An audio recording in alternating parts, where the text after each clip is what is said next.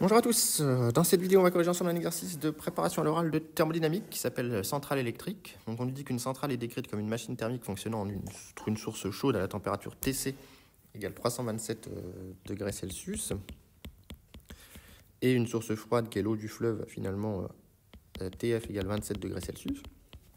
Et la centrale fournit à un alternateur une puissance, attention c'est la puissance fournie, qui est de 900 MW.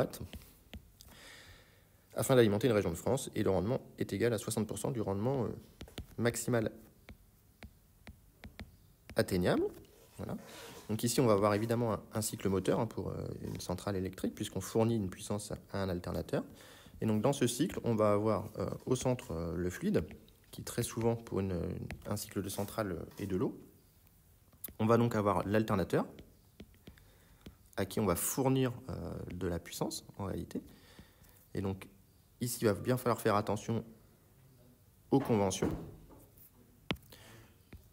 Donc le travail reçu, alors on peut tout de suite raisonner en puissance, mais le travail reçu ici est négatif, puisque le travail fourni, ça c'est la puissance fournie, elle est positive, celle qui est donnée à l'alternateur. Et ensuite on a le foyer, qui est la source chaude. Donc ce foyer qui est la source chaude, évidemment, va fournir de l'énergie thermique au fluide. Mince, ici. Un transfert thermique positif, ou une puissance thermique positive, ici. Et enfin, on a le fleuve, qui joue le rôle de source froide, qui lui va donner au fluide un transfert thermique négatif, c'est-à-dire qu'en fait le fluide reçoit de la part de l'eau de la centrale un transfert thermique positif, et donc on va l'appeler puissance froide négatif, ici on va l'appeler puissance chaude positive. Donc voilà le cycle de la centrale. On me parle du rendement de la centrale qui est égal à 60% du rendement maximal atteignable. Donc le rendement maximal, eh bien, c'est le rendement de Carnot. Voilà, tout simplement. Et le rendement de Carnot pour un moteur, c'est 1 moins TF sur TC. Donc ici, ça va être égal à 1 moins TF, c'est donc 300, sur TC, qui est donc 600, ce qui fait donc 0,5. Et donc le rendement de la centrale, il est égal à 0,6 fois le rendement de Carnot, donc 0,6 fois 0,5, ce qui fait 0,3 ici, comme rendement. Alors, une fois que j'ai le rendement, je vais pouvoir accéder aux différentes puissances, puisque je connais la puissance fournie. De plus, ça, c'est pas le rendement de Carnot, c'est le rendement de la centrale. Le rendement, ici, il est égal à moins la puissance reçue sur la puissance thermique de la source chaude, c'est-à-dire plus la puissance fournie sur la puissance de la source chaude, ici. Donc, je peux en déduire la puissance de la source chaude, qui est donc P sur état. Et donc, on se retrouve avec 900 MW ici, ce qui fait 3000 MW divisé par 0,3. Et enfin, par premier principe,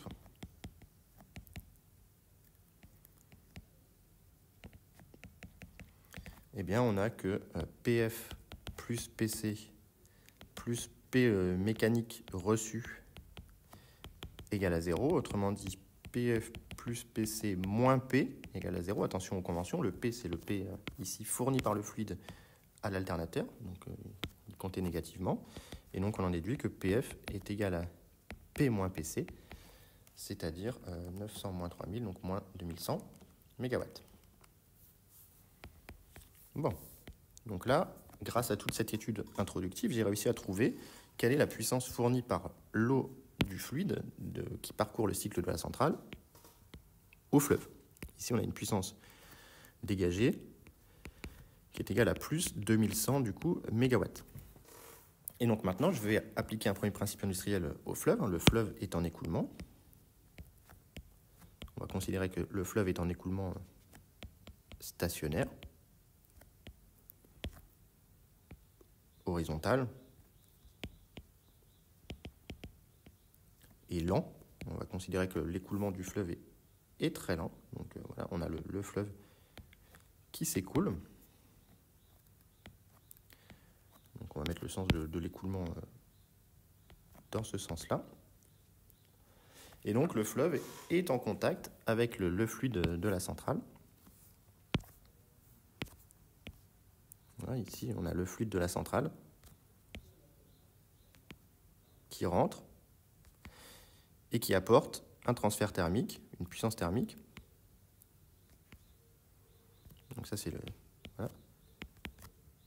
Donc ça, c'est le fluide de la centrale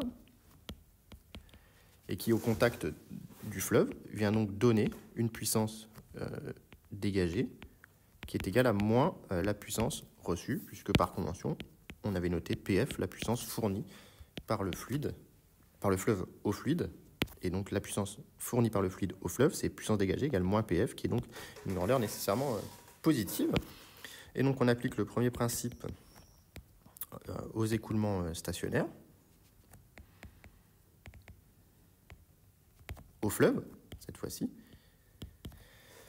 Et donc on a que le débit massique fois la variation d'enthalpie plus la variation d'énergie cinétique plus la variation d'énergie potentielle massique du fleuve est égal à la puissance utile plus la puissance thermique. Et donc on va simplifier pas mal de termes dans ce premier principe. On va considérer que l'écoulement est très lent, donc delta EC est très petit devant delta H. Delta EP est nul car c'est horizontal. Et la puissance utile est nulle car il n'y a pas de pièce mobile. Voilà, tout simplement. Et donc on en déduit que le débit massique fois delta H est égal à la puissance thermique reçue par le fluide, qui est le fleuve ici. Et donc la puissance ici, c'est moins PF. Voilà, directement. Or, pour un fluide incompressible, eh bien, delta H, c'est la capacité massique fois delta T, ou ici, la capacité massique, c'est la capacité massique de l'eau. Donc, vous devez, dans le programme officiel, connaître un ordre de grandeur, qui est ici 4,2 kJ, Kelvin-1, kg-1. Donc, on en déduit finalement que le débit massique fois C fois delta T est égal à moins la puissance froide. Et donc, on veut, on veut déterminer le débit volumique pour que l'échauffement du fleuve ne dépasse pas 2 degrés. Donc, le débit volumique, c'est un volume sur un temps. Le débit massique, c'est une masse sur un temps. Une masse, c'est donc une masse volumique fois un volume sur un temps. Je l'écris très mal, mais c'est donc finalement une masse volumique fois un débit volumique. Donc l'égalité obtenue précédemment peut se réécrire ρ débit volumique fois C fois delta T égale moins PF. Ici, le débit volumique, il est en litres par seconde, et on multiplie ici par une masse volumique, donc des kilogrammes par litre. Donc on a bien des kilogrammes par seconde, ce qui nous redonne bien le débit massique. Et donc on veut que delta T soit inférieur ou égal à 2 degrés Celsius, soit finalement moins PF sur ρ débit volumique fois C de l'eau, ici, soit inférieur ou égal à 2 degrés Celsius. Et donc il faut que le débit volumique soit supérieur ou égal à moins PF sur 2, du coup, ρ fois la capacité du liquide. Et donc, le débit minimal, c'est finalement directement moins PF sur 2 ρ fois la capacité de l'eau liquide. Et donc, si on fait l'application numérique, avec les 2100 MW, 10 puissance 6 divisé par 2 fois 1000 kg par mètre cube fois 4200, on tombe sur 250 mètres cubes par seconde, ce qui est un débit très important, évidemment, ici, pour le fleuve. Donc il faut un débit quand même très très important pour éviter que le fleuve ne s'échauffe trop au contact du fluide de la centrale. Donc voilà pour la correction de cet exercice. C'est un exercice assez complet qui vient clôturer un petit peu le chapitre des machines thermiques dans lesquelles il faut vraiment tout mettre ensemble. Donc moi, c'est un exercice que j'aime beaucoup puisqu'on peut vraiment voir si un candidat a compris la thermodynamique tout simplement. Donc j'espère que la correction de cet exercice vous a plu. Et s'il y a des questions, surtout n'hésitez pas à les mettre en commentaire. Bonne journée.